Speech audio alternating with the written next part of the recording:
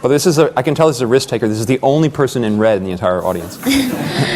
Hello, I want to ask you, like as a hedge fund manager, how do you define hedge fund in the most simplest term, and what's your opinion on insider trading? Okay, so a hedge fund is actually it's really a incentive structure.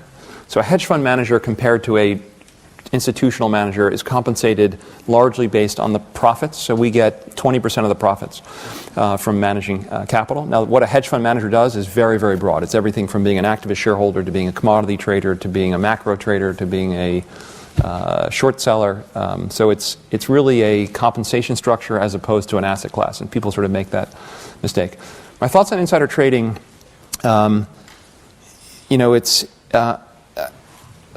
I think it's very bad for the hedge fund industry to have a story every day in the newspaper about some hedge fund manager who's either accused of insider trading or has committed insider trading. I think that's an unfortunate thing. And there's some interesting debates as to whether there should be something. There are people who have made the argument that insider trading should be legal. In fact, that would increase the chances that security prices accurately reflected their value if all the inside information was allowed to come into the market by participants. I think the problem with those kind of arguments is that if people believe the markets are unfair or a rigged game, then the largest source of capital in markets, which is the retail investor, will basically step out of the market. And so I think the rules are generally the right rules.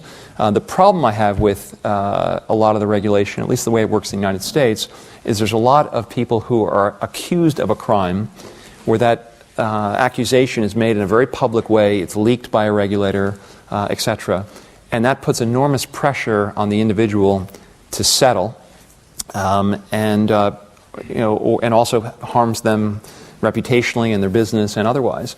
And the government has enormous power versus any individual. And I think that dynamic is a bit of a dangerous one. And I think all investigation should be private, and if ultimately someone's adjudicated to have committed a crime, then fine, it should be in the newspaper. But I think this notion of using the press, and again, I don't know Steve Cohen well at SEC Capital, but if you followed the press on SEC Capital, ultimately, with respect to Steve Cohen himself, there was never any evidence presented, at least publicly, that he was guilty of anything.